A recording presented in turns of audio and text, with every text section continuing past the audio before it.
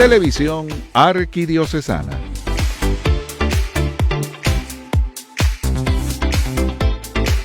Peregrinando en unidad. A continuación, Vida Digna.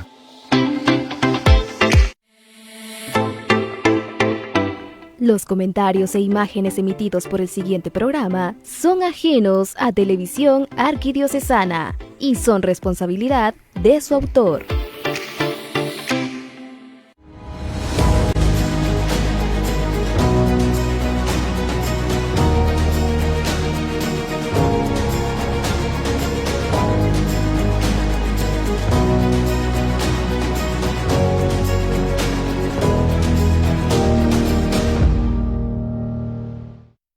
Buenas noches, bienvenidos y bienvenidas al programa Vida Digna para una cultura de paz que la Oficina de Derechos Humanos del Arzobispado de Guatemala transmite a través de este canal, Televisión Arquidiocesana. Recordando un poco lo que ha sucedido en Guatemala, nuestro país vivió un conflicto armado interno de 36 años, desde 1960 hasta 1996. Este periodo fue un periodo bastante duro en el cual se cometieron graves violaciones a derechos humanos.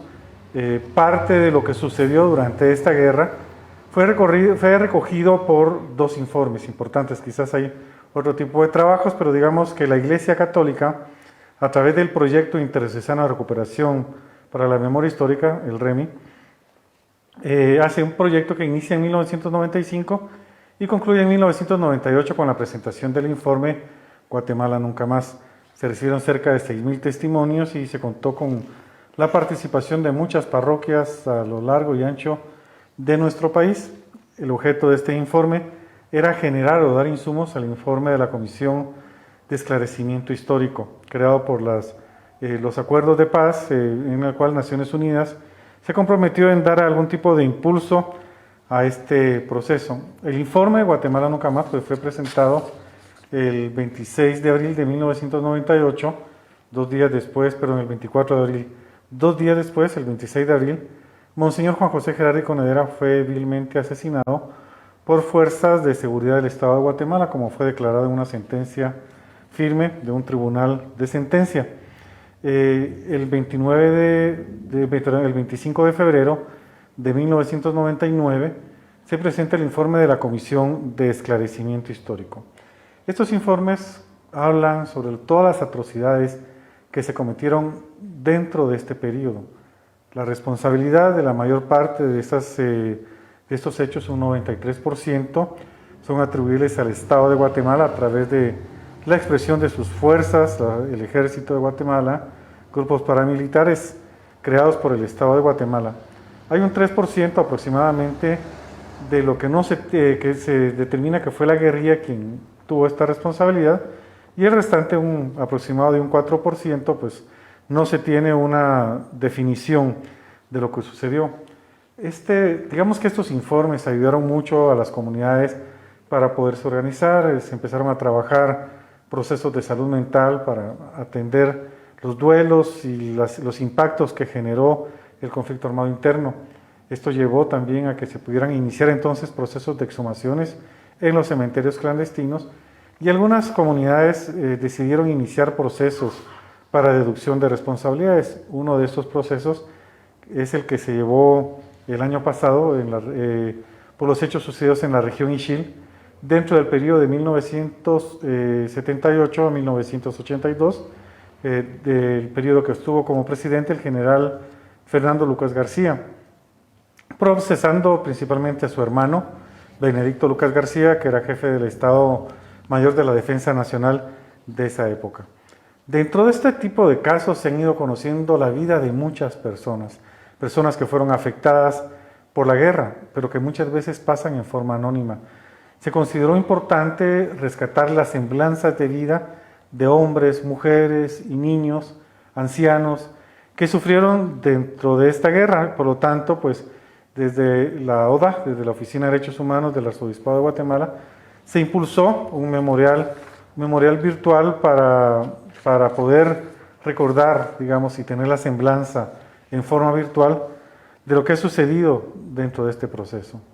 Esta noche pues invitamos a un compañero de la oficina, él es el licenciado Raúl Nájera, integrante del equipo del área legal de la Oficina de Derechos Humanos del Arzobispado de Guatemala. Raúl, buenas noches, gracias por haber aceptado nuestra invitación y estamos acá pues platicando un poco sobre esos hechos que sucedieron durante este periodo. Sabemos entonces que el 29 de diciembre de 1996 se firma y se pone fin al proceso del conflicto armado interno, pero ¿consideras de que se ha hecho suficientes esfuerzos para determinar o deducir las responsabilidades de aquellas personas que cometieron estos hechos en tribunales? Sí, efectivamente, después de la firma de los acuerdos de paz, hasta hoy ha sido resultado del esfuerzo y la valentía de las y los sobrevivientes del conflicto armado interno, es decir, las familias de las víctimas que dejó el conflicto armado interno a lo largo y ancho del país, quienes han hecho posible que avancen algunos procesos de justicia transicional. Digo esto porque a pesar efectivamente de que existen recomendaciones emanadas del informe de Comisión de Esclarecimiento Histórico, tanto como del proyecto del REMI, para fortalecer el sistema de justicia y lograr avances en garantizar el derecho de las víctimas a la memoria, a la verdad y la justicia, los procesos han sido resultado del esfuerzo de las organizaciones y las familias de las víctimas. Afortunadamente,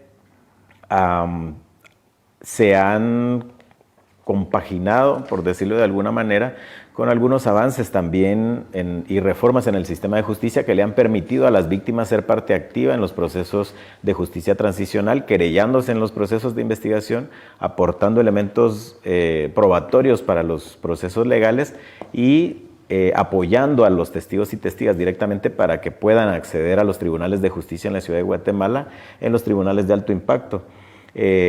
Esto ha sido resultado de un proceso largo en el que se han compaginado estos esfuerzos de la sociedad civil, algunas reformas resultado de recomendaciones incluso de los acuerdos de paz y que nos tuvieron el año pasado en el juicio que se llevó a cabo por el Tribunal de Mayor Riesgo Grupo A, que tuvo a su cargo diligenciar más de 99 audiencias de un juicio por genocidio, delitos contra deberes de humanidad, desaparición forzada y violencia sexual en contra de Benedicto Lucas García, hermano del expresidente Fernando Romeo Lucas García, entre el 78 y el 82.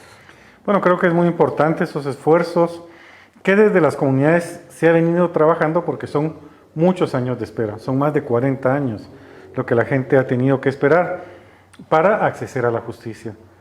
En el mundo nos hemos encontrado con muchos conflictos armados. Lo que pasó en la Segunda Guerra Mundial, por ejemplo, en Europa, en Alemania en específico, se hicieron esfuerzos importantes porque todas las generaciones futuras después de la Segunda Guerra Mundial pudieran conocer cuáles fueron las atrocidades o los alcances que significó esa guerra, porque era importante conocerlos para que esos hechos no se volvieran a repetir. Si nosotros ignoramos qué fue lo que pasó con un delito, pues es probable que los delitos puedan seguirse cometiendo. Entonces, una forma preventiva de hacerlo es conocer esa verdad, contada principalmente desde quienes sufrieron esos efectos de la guerra. ¿En Guatemala pasó algo similar o no ha pasado? Sí, efectivamente el primer paso lo tomaron organizaciones de familiares de las víctimas en el contexto de la guerra aún. Estamos hablando de la década de los 80s y los 90s, que son organizaciones conformadas por madres, esposas, parejas de líderes sindicales, sociales, populares, estudiantiles que fueron detenidos, desaparecidos en el contexto de la guerra. Digamos que fueron los primeros esfuerzos por romper el muro, digamos, de silencio y de terror que imperaba en ese momento para salir a las calles y exigir el esclarecimiento del paradero de sus seres queridos, digamos, como uno de los primeros esfuerzos. Ahí podemos mencionar los testimonios de las mujeres miembros de los primeros grupos, como el Grupo de Apoyo Mutuo, después la Asociación de Familiares de Detenidos Desaparecidos de Guatemala, FAMDEGUA, familias de estudiantes universitarios, líderes estudiantiles que salieron a las calles también y contaron el testimonio de qué fue lo que iba sucediendo. Internacionalmente hubo mucha atención también y fueron capaces de denunciar estos hechos ante organismos internacionales de derechos humanos en el marco de lo que usted mencionaba, de los esfuerzos mundiales e internacionales para esclarecer lo sucedido en los periodos de dictaduras militares y ayudar a esclarecer el paradero de las víctimas.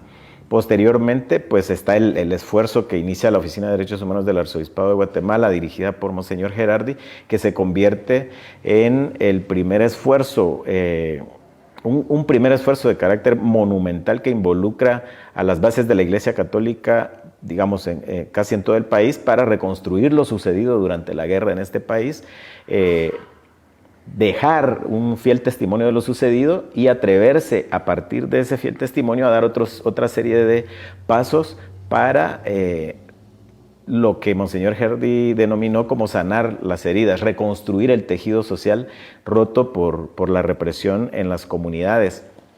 Y esto tiene como resultado diferentes aspectos que podríamos mencionar muy rápidamente, como por ejemplo, identificar qué fue lo que sucedió, esclarecer el contexto de lo sucedido, proponerse también buscar e identificar, dar con el paradero de las víctimas de desaparición forzada o de graves hechos de violaciones a derechos humanos como masacres, por ejemplo, realizar exhumaciones, impulsar programas de atención psicosocial para las y los sobrevivientes, búsqueda de niñez desaparecida, dignificación de la memoria de las víctimas de la guerra, como parte de las conclusiones finales del informe del REMI y posteriormente de la Comisión de Esclarecimiento Histórico.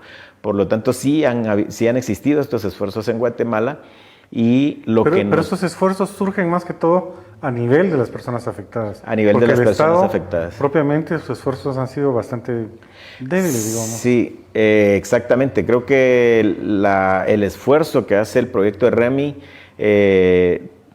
tiene una gran relevancia histórica precisamente por eso, porque fue un esfuerzo prácticamente de la sociedad civil, digamos, ¿verdad? De las bases sociales de la Iglesia Católica que contribuyeron en este proceso. Lógicamente, el informe de la Comisión de Esclarecimiento Histórico tendría que haber sido avalado por el Estado de Guatemala como parte de sus compromisos de los acuerdos de paz, recibir ese informe, darle validez a ese informe e impulsar todas las recomendaciones que se emanan de ahí, pero no lo hizo. De hecho, recordemos que Álvaro Arzú, el presidente de aquella época, se negó a recibir el informe de Comisión de Esclarecimiento Histórico. Monseñor Gerardi había sido asesinado antes por el informe del REMI. Por lo tanto, aquí está en entredicho desde ese momento hasta la fecha que el Estado de Guatemala tenga la voluntad política y más allá haga o impulse todas las reformas legales, normativa, institucionalidad, etcétera, para darle cumplimiento a todo eso. Hubo una recomendación muy importante que fue la de inclusión en los pensum de estudio la historia reciente de Guatemala. Y hubo una propuesta desde ODA con el documento que se llamó el tema que te llevaba adelante el tema de los informes de Guatemala Nunca Más y Guatemala Memoria del Silencio, en la cual la propuesta pedagógica Eduquémonos para el Nunca Más, para que se incluyera, pero nunca ha sido tomada por nadie de ningún gobierno, ¿verdad? No, efectivamente han sido algunos esfuerzos que yo tenga conocimiento, han sido esfuerzos tanto del programa de Cultura de Paz de ODA como de otras organizaciones sociales, como requerimientos específicos de profesores, profesoras a título individual que se esfuerzan por traer a las aulas las enseñanzas que dejó la guerra, la represión política, el conflicto armado interno en este país. De ahí los esfuerzos por llevar esto más allá, lejos de ser implementados por el Estado de Guatemala o por los diferentes gobiernos que han sucedido después de la firma de la paz, ha sido nulo. Por ahí un esfuerzo hubo en el gobierno de Álvaro Colón por un ministro que fue bastante fugaz en el Ministerio de Educación de querer implementar en la malla curricular el tema de memoria histórica y implementarlo a nivel básico. Sin embargo, se hicieron estos proyectos metodológicos para los profesores y profesoras y se quedaron en el olvido. Carlos Aldana fue un viceministro de esa época, que ahora nuevamente está, que tuvo esa iniciativa. Bueno, creo que es muy importante ver eso, pero sin embargo, el Estado de Guatemala tiene un papel importantísimo en la reconciliación del país. Lo que has mencionado con respecto al esfuerzo que se ha hecho, ha sido un esfuerzo más bien desde la sociedad civil. Has estado perteneciendo a HIJOS, que es una entidad que trabaja mucho en el tema de la reivindicación de las familias que fueron afectadas por el conflicto armado interno, pero también han sido aquellas organizaciones de víctimas, organizaciones de derechos humanos, de la sociedad civil, quienes han impulsado las iniciativas, pero fuera del Estado no. Por ejemplo, recuerdo que una iniciativa muy importante que surge de la sociedad civil tiene que ver con el Programa Nacional de Resarcimiento, que si no hubiera sido por la sociedad civil ni se toca. Pero han habido otras propuestas que tienen también de parte de la sociedad civil que tampoco han cuajado. Pero bueno, vamos a platicar más adelante de estos temas. En este momento vamos a hacer una pausa. Por favor, continúe vinculado a este programa.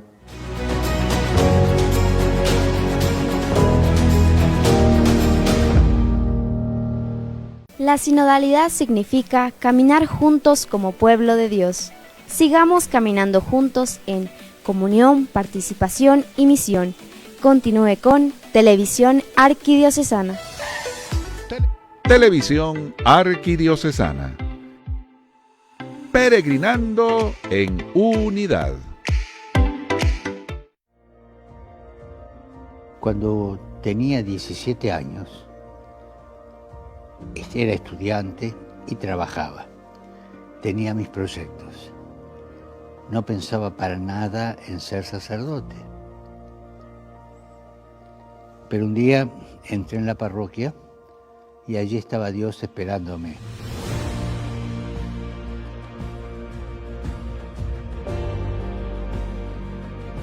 Dios sigue llamando a los jóvenes también hoy, en ocasiones, de maneras que no imaginamos.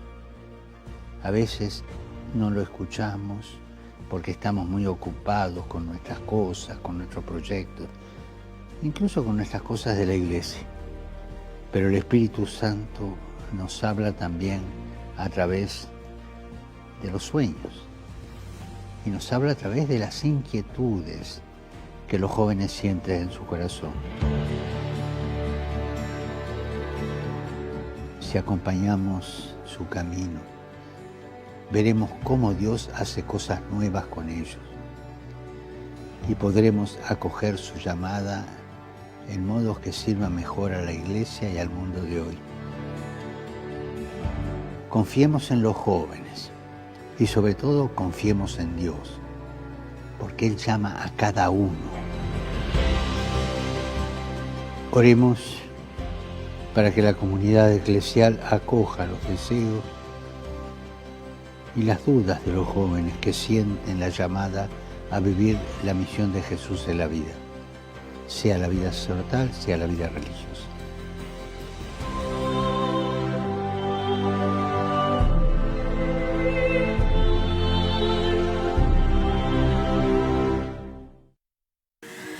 Sintoniza la Santa Eucaristía Diaria a través de nuestra página web www.canalcatólico.tv. Solo ingresa a la sección Misa Diaria y accede a todas las misas de las 7 de la mañana, presididas por Padre Manuel Abad. Televisión Arquidiocesana. Peregrinando en unidad.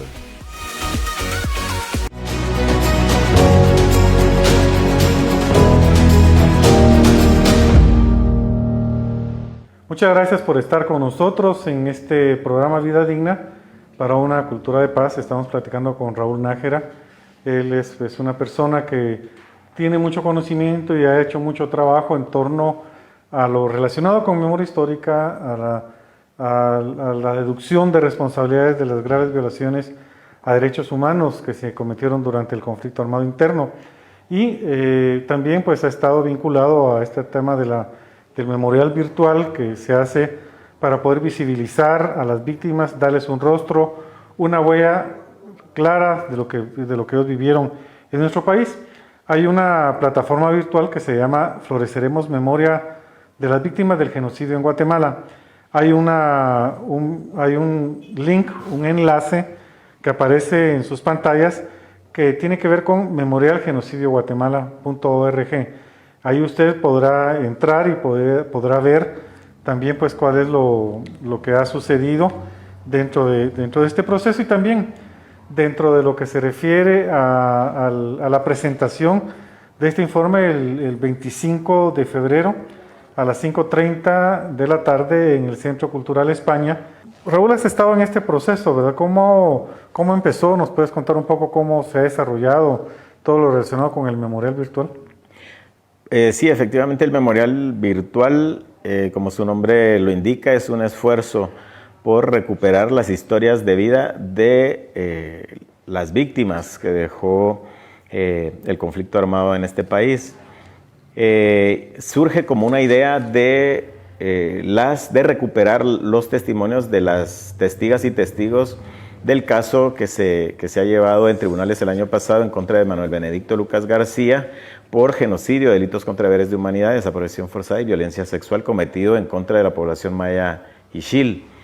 Se rescatan estas historias de vida porque las y los sobrevivientes quieren que se conozca su historia, que se dé a conocer lo que sucedió. Cuando nos encontramos con los testimonios de los sobrevivientes y las sobrevivientes, encontramos que tienen una necesidad muy profunda de hacer lo que ellos llaman limpiar el buen nombre de sus seres queridos. Limpiar el buen nombre, ellos lo explican como decir quién era, decir la relevancia que tenía para su comunidad, que la sociedad guatemalteca comprenda el papel tan importante que tenía, no solo como parte de una familia, sino como parte de una comunidad en desarrollo, en crecimiento, ¿no? Y limpiar el buen nombre también pasa por reivindicar que no tenía lo que ellos llaman culpa para que fuera asesinado, desaparecida o masacrado.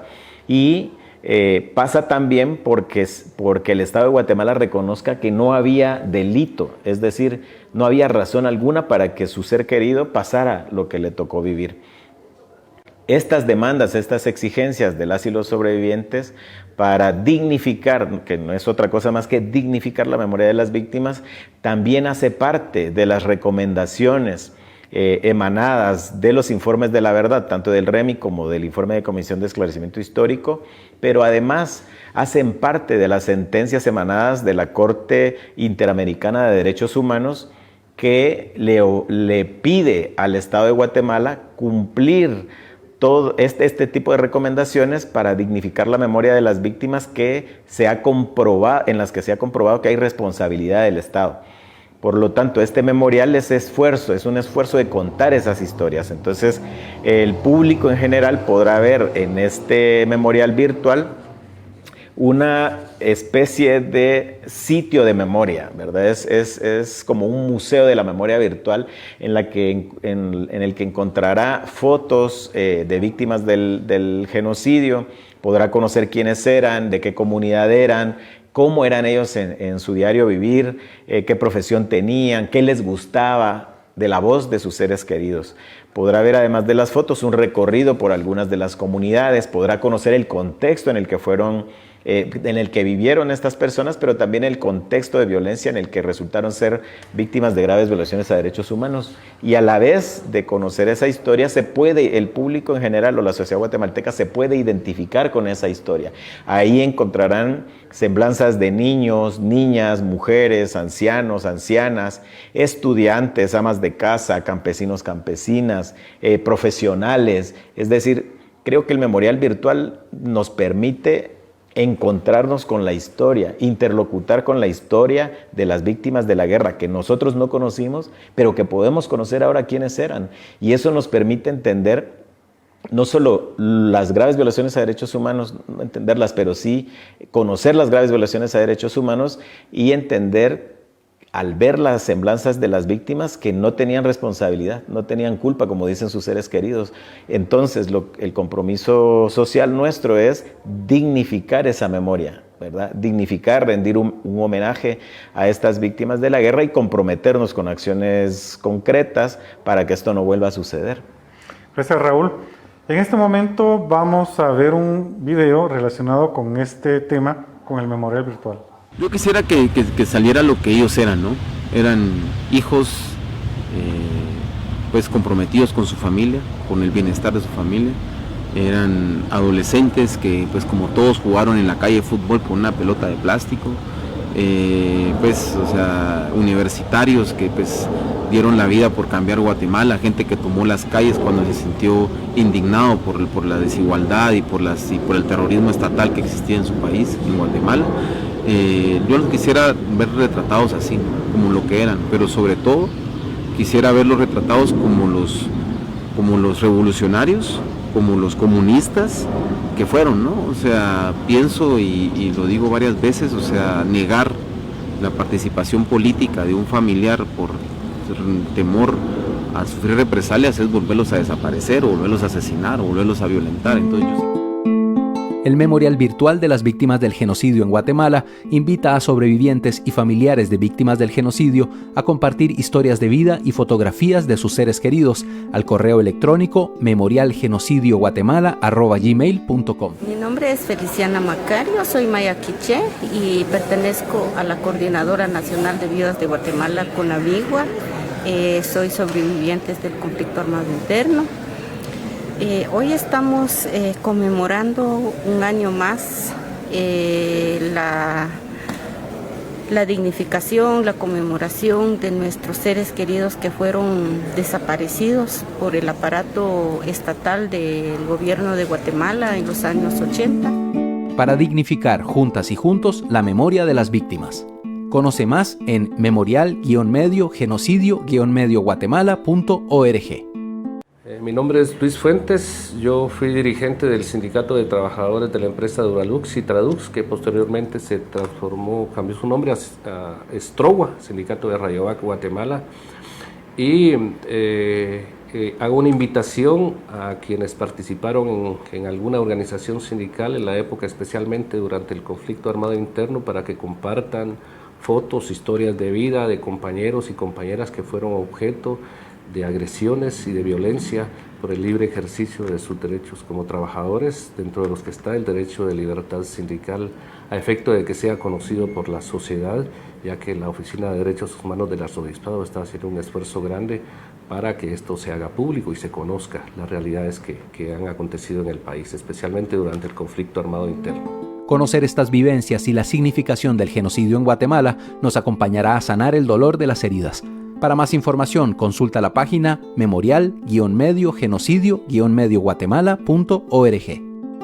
En esta oportunidad quiero invitar a todas las personas, a las familias, a las comunidades, a que aporte con su testimonio, aporte también con su vivencia que sufrió durante el conflicto armado interno y sobre todo a los sobrevivientes del genocidio.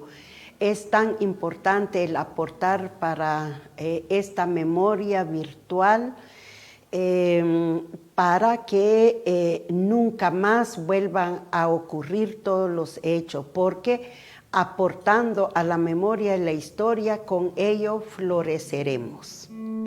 Conocer estas vivencias y la significación del genocidio en Guatemala nos acompañará a sanar el dolor de las heridas. Para más información, consulta la página memorial-genocidio-guatemala.org. Me parece que el memorial es una enorme contribución contra el olvido y además me parece que es una enorme contribución que respeta el mandato de Naciones Unidas de intentar en todo momento evitar las tesis negacionistas y las tesis revisionistas de las graves vulneraciones de derechos humanos. Me parece que es una enorme contribución para nunca falsificar el pasado, porque el olvido es la falsificación del pasado. Una admiración por todos los esfuerzos de la gente de seguir adelante y de seguir creando alternativas con mucha creatividad y mucho ánimo. Y bueno, pues todo el mundo sabe que los esfuerzos en Guatemala de llevar adelante estos casos jurídicos no tienen precedentes en el mundo.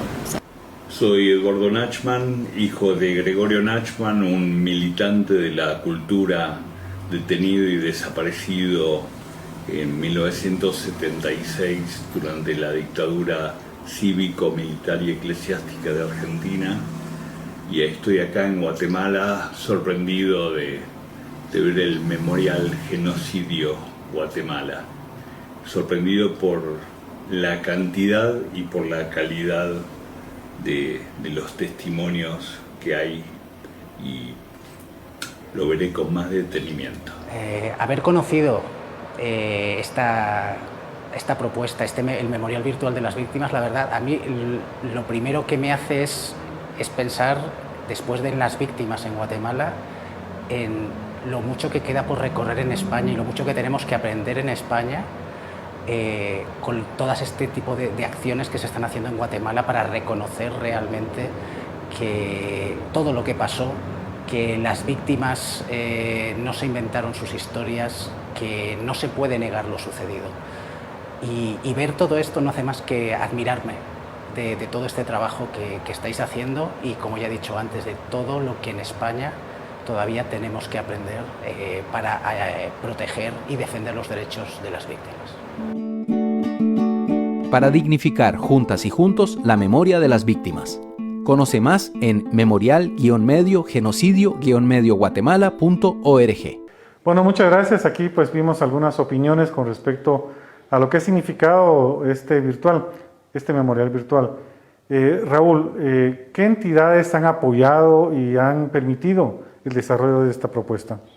Primeramente, organizaciones en las que se aglutinan familiares de las víctimas del conflicto armado interno, organizaciones locales, pequeños comités de víctimas, donde los familiares han ido a depositar fotografías, documentación que corrobora los hechos, etc. Entre ellas podemos mencionar a Socdenev, Ashkemab, Asomovidink en la región Ixil, podemos mencionar la Asociación de FAMDEGUA, Hijos, la Universidad de San Carlos, sindicatos de trabajadores de la ciudad de Guatemala, entre otros y otras. Sobrevivientes del diario, familiares de víctimas del diario militar, por ejemplo, también encontramos ahí, sindicatos y asociaciones de estudiantes. En segundo término, sería quien ha apoyado técnica y económicamente para que este memorial pueda funcionar con el carácter que tiene en este momento, que es Sagiamundo, que nos ha dado los recursos necesarios, además de la contratación de personal altamente calificado, incluyendo museógrafos. Sagiamundo es una agencia alemana, ¿verdad? Una Cooperación Católica. Así es. Ya. Y entonces esto se ha ido desarrollando y ha permitido poder tener este memorial, ¿verdad? Para que pueda tener acceso muchas personas. Entonces, ¿han habido dificultades en este proceso de creación de este memorial? Sí, las dificultades son emanadas también del contexto de guerra, ¿verdad? Muchas familias no tienen fotografías de sus seres queridos. Quieren ver ahí a su ser querido, pero no tienen eso, porque en el contexto de la guerra tuvieron que abandonar sus casas en las aldeas más remotas del país, en el contexto de persecución militar y violencia extrema. Por lo tanto, es difícil que tengan acceso a esos registros. Además, muchas de las víctimas que son niños y niñas que nacieron en las montañas tampoco fueron inscritos en registro civil. Acordémonos que es un contexto coercitivo y sumamente violento. Por lo tanto, este memorial es un esfuerzo por recuperar esas historias desconocidas o anónimas que no había tenido posibilidad de contar las comunidades, ¿no? Bueno, creo que es muy importante, una herramienta más que se tiene para poder, digamos, dignificar la memoria de las víctimas, para que el pueblo de Guatemala pueda conocer quiénes fueron estas personas. El sentimiento que tienen muchas familias es que, y eso lo leemos nosotros en el informe Guatemala Nunca Más, que muchas de estas personas las trataron peor que animales. Y también quieren dignificar y que por lo menos se conozca quiénes fueron esas personas. Vamos en este momento a un corte, por favor, continúe con nosotros.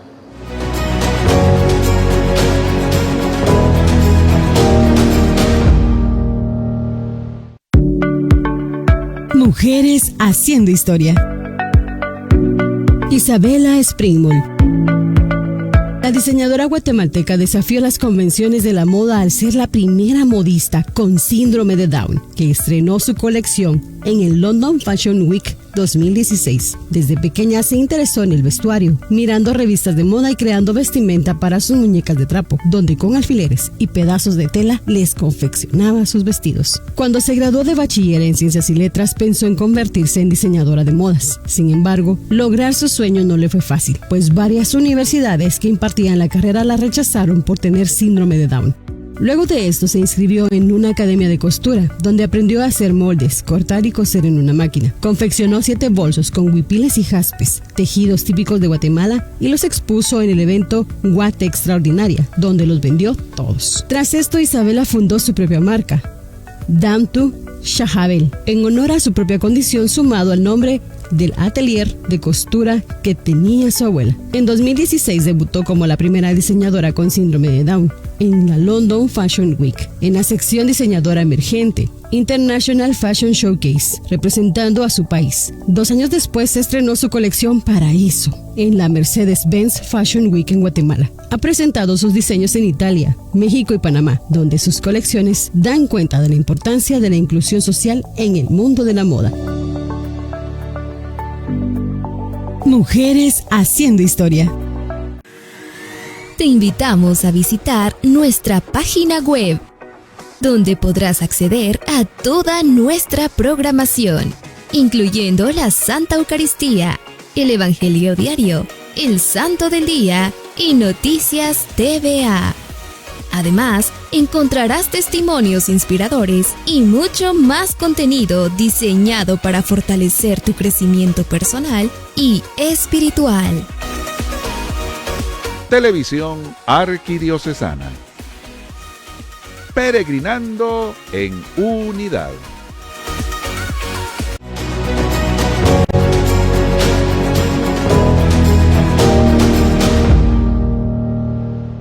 Gracias por continuar con nosotros en el programa Vida Digna para una Cultura de Paz, hablando del memorial virtual Florecerás Guatemala, que es una forma de reconocer y dignificar a la memoria de las víctimas. Estamos con el licenciado Raúl Nájera, de la Oficina de Derechos Humanos del Arzobispado de Guatemala.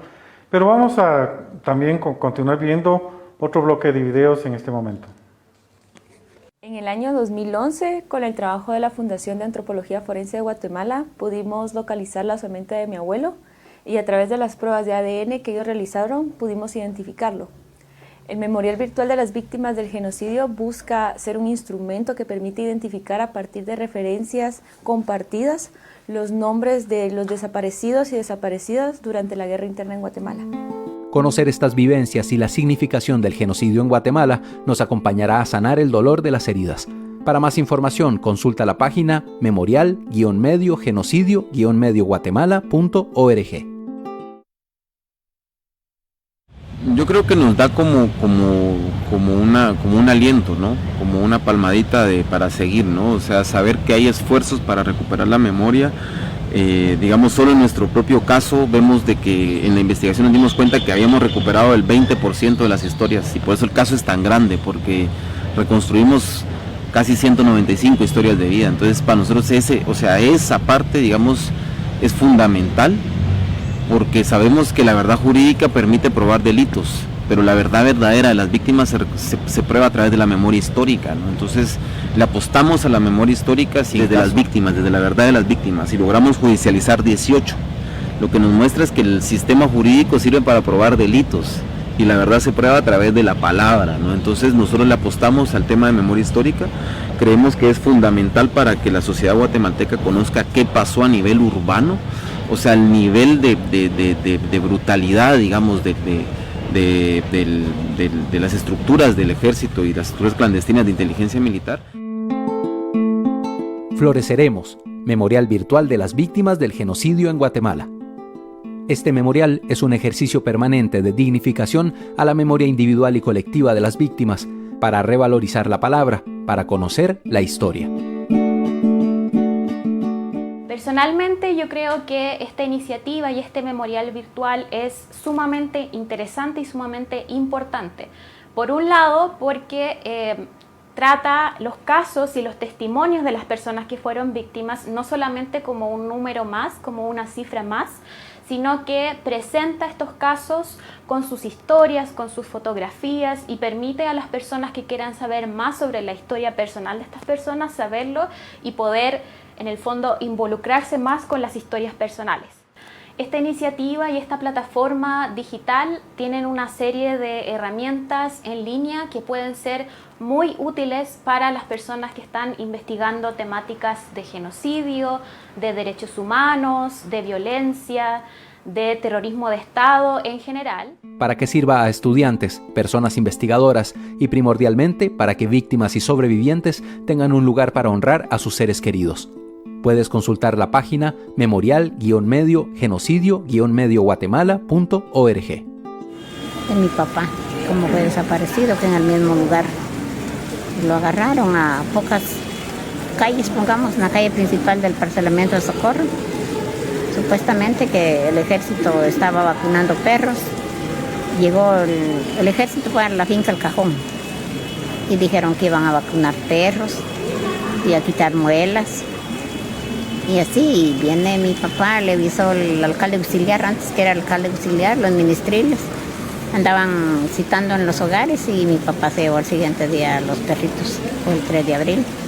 Salió a las 9 con 5 minutos de la casa y ya no. Los perritos regresaron a las 2 de la tarde y media. Y él ya no regresó. Solo en Guatemala fueron 45,000 personas desaparecidas durante el conflicto armado interno y que son 45,000 familias que aún están esperando una respuesta de saber en dónde están sus seres queridos. Se deben de tomar las acciones y políticas, no solo en materia de justicia transicional, porque hace 25 años que se firmaron los acuerdos de paz. Más bien lo que se tiene que hacer es retomar la respuesta a esa deuda que se tiene básicamente con la población guatemalteca. Un estado que no sabe dónde están 45,000 de sus ciudadanos es un estado muy frágil que no tiene respuestas para su población. Conocer estas vivencias y la significación del genocidio en Guatemala nos acompañará a sanar el dolor de las heridas. Para más información, consulta la página memorial-medio-genocidio-medioguatemala.org. Creo que ha sido muy importante lo que hemos desarrollado en estos videos. Es importante conocer también lo que muchas veces contienen, porque nosotros no podemos ignorar ni podemos ser ajenos de la historia reciente de Guatemala. Si nosotros realmente buscamos una Guatemala que pueda reconciliarse, una Guatemala que pueda exigir justicia, pero sobre todo también que pueda exigir el derecho humano a conocer la verdad, creo que estamos dando un paso muy importante para, ahí sí que digamos que para la humanidad, porque la humanidad se debe de basar principalmente en el respeto a los semejantes. Y creo que ha sido muy importante poder desarrollar todo este tipo de procesos. Raúl, ¿qué papel ha jugado la sociedad civil o qué papel también podrá jugar la sociedad civil en el futuro en este sentido? Creo que es importante apropiarse de los espacios abiertos, mantener esos espacios abiertos, incluso los espacios abiertos de manera virtual, digamos. En este caso estamos hablando del Memorial de las Víctimas del Genocidio, el memorial virtual que estamos promocionando y que se va a relanzar con un libro el 25 de febrero. Me refiero a esto porque es importante que la sociedad en general se acerque a estos espacios, por ejemplo, que acuda el 25 de febrero, que sea parte de las conmemoraciones en el marco del Día Nacional de la Dignificación de las Víctimas del Conflicto Armado Interno, que vaya, que se informe, que acceda al memorial virtual, que conozca las historias de vida, que se involucre en la necesidad de dignificar y, como dicen los familiares de las víctimas, contribuir a limpiar la memoria, a limpiar la dignidad, de dignificar la vida de las víctimas de la guerra. Creo que es importante porque de esta manera contribuimos a romper con el estigma que persiste sobre las víctimas de la guerra en un primer momento y contribuye también a sanar las heridas del pasado, en el sentido de que nos permite romper el estigma, acercarnos a la verdadera historia, digamos, de las víctimas de la guerra y compartirla, contribuir a replicar esa información, ¿verdad? Creo que es importante porque le permite a la sociedad en general hablar abiertamente de lo que pasó, ¿verdad? Y en un segundo momento, para las presentes generaciones de niños, niñas, jóvenes en el país, es sumamente importante pensar en construir una realidad distinta en este país, fundamentado en los derechos básicos de la población, en los derechos, y ir más allá, el derecho a la verdad, a la justicia, ¿verdad? La necesidad de reconstruir la realidad nacional a partir del reconocimiento de los errores del pasado para comprometerse, como decía hace un momento, en que estos graves hechos no vuelvan a suceder, ¿no? Son 26 años, si no estoy mal, desde que se presentó este informe, el 25 de febrero de 1999. ¿Qué ha hecho el Estado? ¿El Estado ha reconocido su responsabilidad? ¿Ha pedido perdón por los hechos? En diferentes momentos y en diferentes gobiernos se han conmemorado algunos actos públicos donde diferentes gobiernos o el Estado de Guatemala pide disculpas a familiares de las víctimas, y lo hemos visto en repetidas ocasiones. En este momento el gobierno de la República del doctor Bernardo Arévalo ha tenido diferentes actos de pedidas de perdón, digamos, ¿verdad? Porque igualmente así lo mandatan las sentencias de la Corte Interamericana de Derechos Humanos para dignificar la memoria de las víctimas de la guerra. Como grupo de trabajo que hacemos este esfuerzo de trayectoria entre la búsqueda del derecho a la verdad y la memoria para transitar a un proceso de justicia transicional, creemos que son importantes estos actos de pedidas de perdón, pero también creemos que hay que avanzar más allá, es decir, en el sentido de impulsar programas nacionales de dignificación de la memoria de las víctimas, reconocer, por ejemplo, los espacios de memoria y apoyarlos, financiarlos, ¿verdad? Que ya existen y que están impulsados en diferentes partes del país desde las propias víctimas, desde los familiares de víctimas. Hay memoriales construidos, hay espacios de memoria que necesitan ser fortalecidos a nivel nacional, ¿verdad? Y eso tendría que ser parte de una política de Estado. Raúl, hablas mucho sobre el tema y el papel de las víctimas dentro del conflicto armado interno. ¿Qué se siente principalmente para las víctimas, porque estuviste muy de cerca en el caso de genocidio también, que el Estado genera impunidad para este tipo de casos? Es decir, no hay una decisión donde se determine las responsabilidades de las personas que tuvieron pues vinculación con estos graves delitos. Sí, lamentablemente, y lo pudimos comprobar en el caso que llevó la oficina este año que recién terminó, el juicio por genocidio, que todavía está inconcluso, se encuentra en un limbo judicial. Esto es resultado de la aplicación, el uso malicioso de recursos legales que le permiten a los acusados retorcer las leyes en este país, ¿verdad? Por lo tanto, lamentablemente, una gran parte del sistema judicial guatemalteco es el que permite que los perpetradores de estas graves violaciones a derechos humanos no enfrenten juicio y utilicen cualquier argucia legal para retorcer los mecanismos que las propias leyes les otorgan, no para garantizar sus derechos de defensa, digamos, ¿verdad? O de un proceso legal justo, no, sino para entorpecer el derecho de las víctimas a la justicia, para boicotear el derecho de las víctimas a la justicia. Y eso es preocupante, ¿verdad? El Estado de Guatemala debería ser capaz de implementar reformas serias para evitar eso, ¿no? Para garantizar que las víctimas tengan acceso a los procesos de justicia, pero sobre todo, al menos a escuchar las sentencias que un tribunal objetivo, imparcial, ¿verdad? pueda dictar, como en el caso no fue lo que ocurrió en el caso de genocidio. Estábamos a 3 audiencias de escuchar la sentencia en contra de Manuel Benedicto Lucas García, después de 99 audiencias, en un juicio que llevó más de 7 meses, con pruebas contundentes de lo que había pasado. Sin embargo, las argucias legales utilizadas por la defensa de Manuel Benedicto Lucas García, lo que hicieron no fue garantizar su derecho de defensa, no, fue entorpecer todo lo que pudieron para que no se dictara sentencia. El memorial virtual es también, digamos, una forma, una expresión de luto, es una forma cual también que pueda servir como una herramienta contra el olvido. Así es, sí. Decíamos que el memorial virtual dignifica la memoria de las víctimas de la guerra, pero le permite a la sociedad enfrentar su pasado, conocer su pasado, acercarse a la verdadera historia de las víctimas de la guerra, dignificar con ello también la memoria de las víctimas, pero también aprender y enseñar a sus hijos, sus hijas, sus nietos, nietas en casa a atreverse a reconstruir este país a partir de la memoria de lo sucedido, ¿verdad? Que creo que es lo más relevante y lo que hace falta todavía en este país, ¿verdad? Los esfuerzos como el memorial virtual para las víctimas del genocidio son muy importantes de apoyar, y creo que son esfuerzos válidos de replicar en otras partes del país, ¿verdad? Porque sabemos que la gran mayoría de familias de este país perdieron familia durante la guerra. Muchas de ellas no se atreven a contarlo.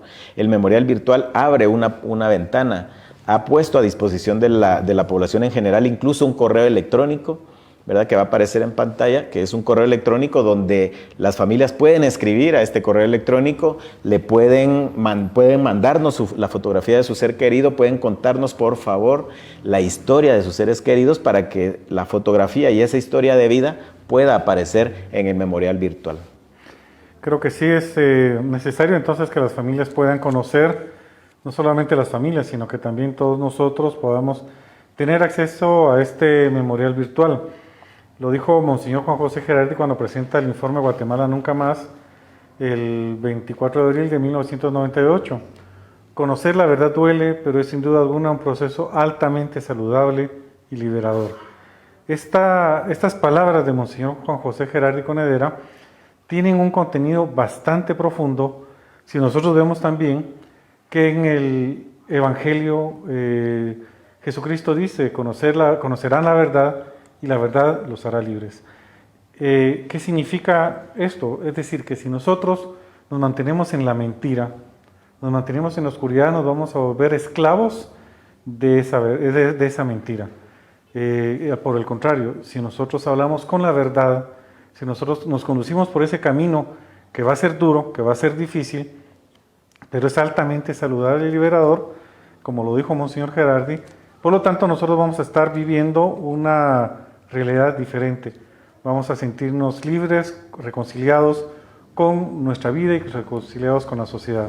Vamos a ir en este momento a un corte, por favor, permanezca usted vinculado al programa Vida Digna para una Cultura de Paz. Ya volvemos.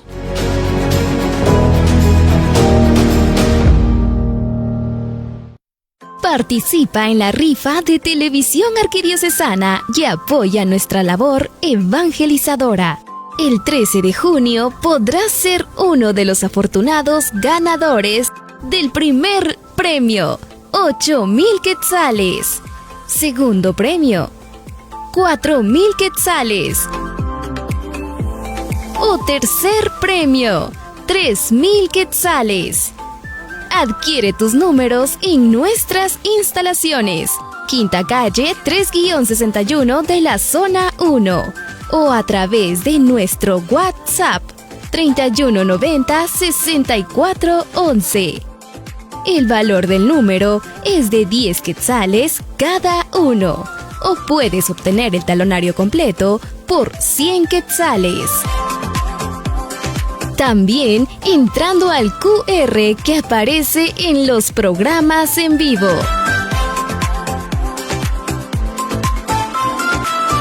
Televisión Arquidiocesana. Peregrinando en unidad. En Televisión Arquidiocesana hemos creado nuestro espacio en la plataforma de Spotify.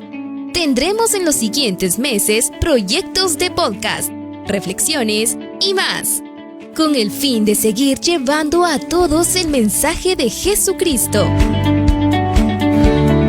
Encuéntranos como TVA Guate. Televisión Arquidiocesana. Peregrinando en unidad.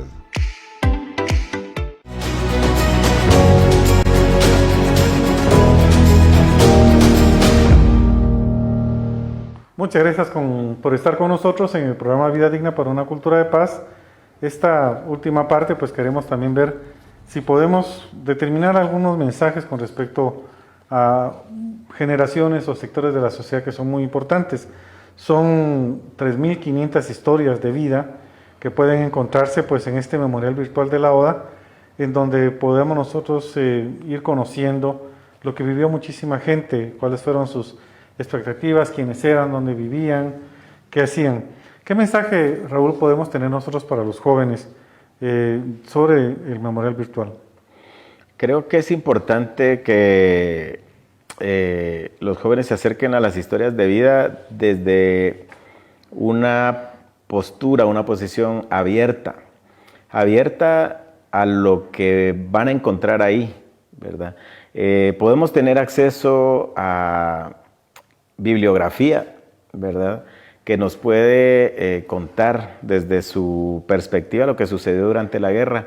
Y esto depende también de qué papel haya jugado durante la guerra, ¿verdad? Es decir, la historia oficial que encontramos, normalmente a la que tenemos acceso al ser estudiantes de nivel primario, secundario o universitario, lamentablemente es a la bibliografía que construye el perpetrador generalmente, ¿verdad? Es decir, quienes se atribuyen haber dominado a la otra parte encontrada en contextos de conflicto armado. Es decir, la historia oficial lo que hace es avalar la historia de los vencedores en un conflicto armado, ¿verdad?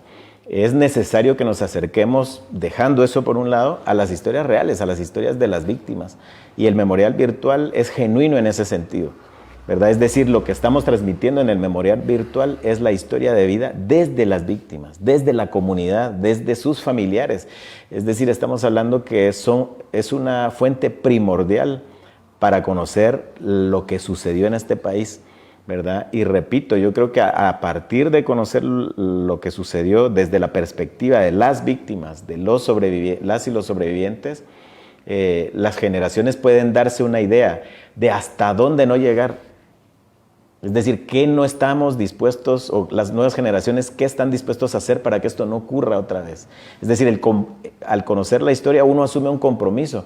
Lo que nosotros observamos no lo estamos observando desde un punto de vista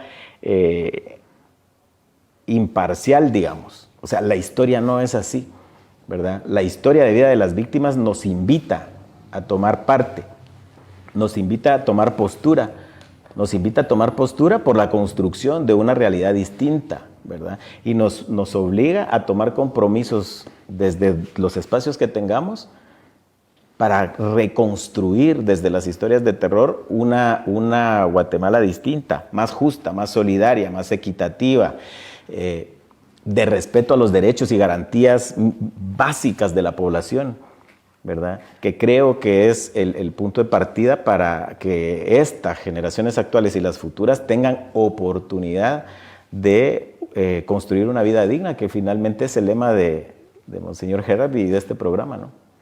Muchas gracias, Raúl. Reconocemos también el trabajo de Herbert Reyes, que también ha estado a cargo de este esfuerzo de poder trabajar el memorial virtual. Pues cerca de 250,000 de personas también que fueron afectadas por el conflicto armado interno. Las personas podían poner sus historias en ¿hay algún mecanismo o forma para que puedan contar las historias en este memorial? Sí, de hecho está abierto un correo electrónico para que puedan ellos enviar las historias de vida que conozcan. Si tienen fotografías, mucho que mejor. Es decir, lo que el memorial busca es reflejar la imagen de la persona víctima de la guerra, contar su historia de vida, la relevancia que tenía para su familia, para su comunidad, el papel que jugaba en aquel contexto en su comunidad para interpretar la magnitud de su ausencia, ¿verdad? Es decir, cuando decimos las desaparecidas y desaparecidos nos hacen falta a todos o a todas en este país, o todos somos sobrevivientes de la guerra, etcétera, no es solamente un eslogan. La ausencia de los desaparecidos se refleja en la realidad actual que nos está tocando vivir, y es una realidad desigual. Bueno, muchas gracias entonces por haber sintonizado este programa Continúe usted con Televisión Arquidiocesana. Buenas noches.